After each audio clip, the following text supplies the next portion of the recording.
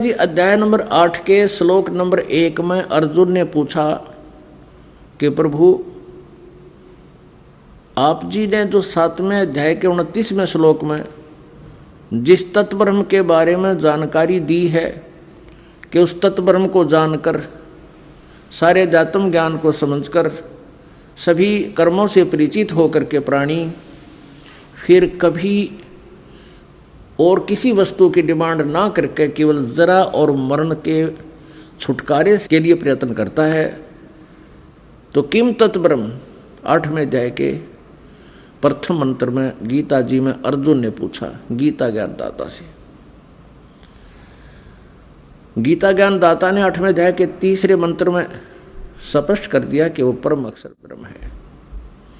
गीता जी अध्याय नंबर 8 के श्लोक नंबर 5 और 7 में गीता ज्ञानदाता कहता है कि मेरा नाम जाप कर, जो 8वें अध्याय के 13वें श्लोक में बताया है कि वो नाम है मेरा बस, तो कहते मेरा स्मरण कर और युद्ध भी कर और चिंता ना कर तो मुझे प्राप्त होगा। और 8वें अध्याय के 8, 9, 10 3 श्लोकों में विशेष व्याख्या की है कि जो उस परम अक्षर ब्रह्म की पूजा करता है, साधना करता है, वो उस परम अक्षर ब्रह्म को प्राप्त होता है। उसकी साधना के विषय में बताया है कि गीता जी अध्याय नंबर 4 के श्लोक नंबर 34 में कहा है कि जो वो ज्ञान जो परम अक्षर ब्रह्म के वाणी में लिखा हुआ है, जो तत्व ज्ञान है, जिसके विषय में 4थे अध्याय के 32वें श्लोक में कहा है, उस तत्व ज्ञान को तू तत्वदर्शी संतों के पास जाकर समझ। वो उनको दंडवत प्रणाम करने से, कपट छोड़कर उनकी सेवा करने से, प्रसन्न करने से वो तत्वदर्शी संत उस परमात्म तत्व की जानकारी देंगे, यानी परमात्मा परम अक्षर ब्रह्म के विषय में बताएंगे। वो गीता ज्ञानदाता कहता मैं परिचित नहीं उस पूर्ण परमात्मा के ज्ञान से और उसकी भक्ति से। फिर गीता जी अध्याय नंबर 17 के श्लोक नंबर 23 में कहा कि ओम तत्सत इति निर्देश ब्रह्मण त्रिविध समृत। ओम तत्सत ब्रह्मण माने उस सच्चिदानंद घन ब्रह्म, उस दिव्य परम पुरुष की प्राप्ति का, उस पूर्ण परमात्मा को पाने का इस ओम तत्सत ये 3 मंत्र का जाप है। ओम तो ब्रह्म का, तत् और सत्य सांकेतिक है। तत् ये उस परब्रह्म कहो, अक्षर ब्रह्म कहो, उस अक्षर पुरुष का, सांकेतिक है, गुप्त है, ये दास बताएगा। और जो सत्य है ये परम अक्षर ब्रह्म का मंत्र है। इन तीनों मंत्रों के जाप करने की एक विशेष विधि है।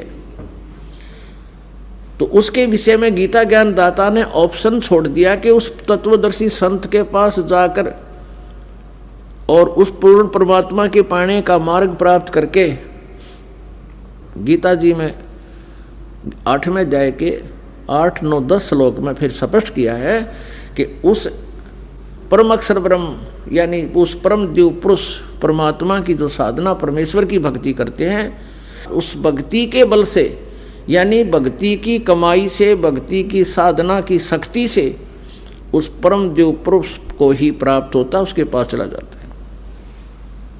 तो पुण्यात्माओं, इससे सिद्ध हुआ गीता जी अध्याय नंबर 15 के श्लोक नंबर 1 से लेकर 4 में स्पष्ट किया है कि तत्वदर्शी संत कैसा होगा, जो उल्टे लटके हुए संसार रूपी वृक्ष के सभी पार्ट्स बता देगा, सभी भाग बता देगा। जैसे तना कौन प्रभु है और डार कौन प्रभु है, शाखा कौन है और पत्ते क्या है। स वेदवित, वो वेद के जानने वाला है, वेद के तात्पर्य को जानता है, वो तत्वदर्शी संत है।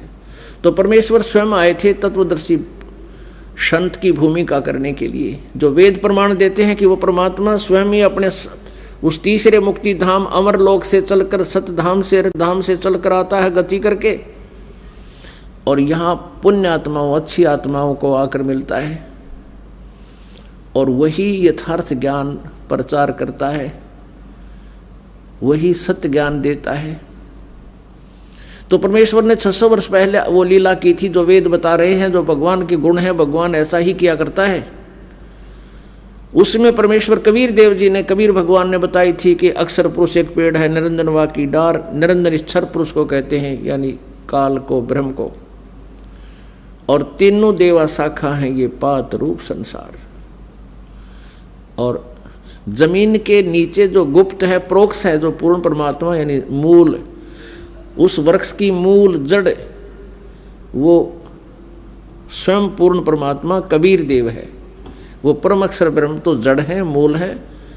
और जमीन से, पृथ्वी से बाहर जो नजर आता है वो मोटा तना, वो अक्षर ब्रह्म समझो, वो अक्षर पुरुष समझो, परब्रह्म समझो। और आगे चल के उसके शाखा निकलती है, एक मोटी डार, शाखा नहीं डार, वो ज्योति निरंजन यानी सरपुरुष समझो। और उस डार के फिर शाखा हैं 3, ये इसके पुत्र हैं, रजगुण ब्रह्मा, सतगुण विष्णु, तम गुण शिव जी। अक्षर पुरुष एक पेड़ है, निरंजन वा की डार, और तीनों देवा शाखा हैं ये पात रूप संसार। तो गीता जी अध्याय नंबर 15 के श्लोक नंबर 1 से 4 में स्पष्ट किया है कि जब तत्वदर्शी संत तुझे मिल जावे, इस अज्ञान रूपी पेड़ को और तत्व ज्ञान रूपी शस्त्र से काटकर, उसके पश्चात यानी इस तत्व ज्ञान को समझने के पश्चात परमेश्वर के उस परम पद की खोज करनी चाहिए, जहां जाने के बाद फिर लौटकर संसार में नहीं आते, फिर संसार में लौटकर कभी नहीं आते, यानी पूर्ण मोक्ष प्राप्त करते हैं, उनका फिर जन्म मृत्यु नहीं होता। और उसी परमेश्वर ने सारे ब्रह्मांडों की रचना की है, संसार रूपी वृक्ष की कंस्ट्रक्शन उसी ने की है, उसी ने बनाया है, और वही पूजा के योग्य है, उसकी पूजा करनी चाहिए। गीता जी अध्याय नंबर 18 के श्लोक नंबर 62 में कहा कि अर्जुन तू सर्वभाव से उस परमेश्वर की शरण में जा, परम अक्षर ब्रह्म की शरण में जा, जिसकी कृपा से तू सनातन परम धाम को और परम शांति को प्राप्त होगा। अपने बारे बता रहा है कि मेरी साधना करेगा तो युद्ध भी करना पड़ेगा, यहां शांति नाम की चीज नहीं। और यदि तुझे परम शांति चाहिए, जहां पर ये झंझट ना हो, आपस के युद्ध ना हो, तो उस परमेश्वर की शरण में जा, जहां जाने से तुझे परम शांति और सनातन परम धाम की प्राप्ति होगी। यानी सतलोक, सत्य माने सदा रहने वाला, शाश्वत माने सदा रहने वाला, स्थान माने लोक, स्थान, धाम, कुछ भी को। तो गीता जी में 18वें अध्याय के 62वें श्लोक में कहा कि वो शाश्वतम स्थानम,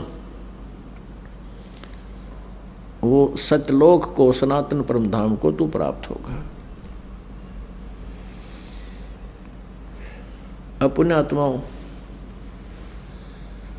अब आप जी को इतना कंसेप्ट तो क्लियर हो गया, आध्यात्मिक ज्ञान ना वेदों का, ब्रह्मा को, ना विष्णु को, ना शिव को, ना नारद जी को, ना व्यास जी को, और ना दुर्गा को, और ना ब्रह्म को। उसने ऑप्शन छोड़ दिया ब्रह्म ने गीता जी अध्याय नंबर 4 के श्लोक नंबर 34 में, कि उस तत्व ज्ञान को जो सच्चिदानंद घन ब्रह्म की वाणी में लिखा हुआ 4थे अध्याय के 32वें श्लोक में गीता जी में, उसको तू तत्वदर्शी संतों के पास जाकर समझ, मुझे उसका ज्ञान नहीं। इति सिद्धम, अगर उसको ज्ञान होता लिख देता 4 लाइन और इस गीता जी में बोल देता 4 श्लोक, और उसको ज्ञान नहीं, ये अधिकारी भी नहीं और इसको ज्ञान भी नहीं।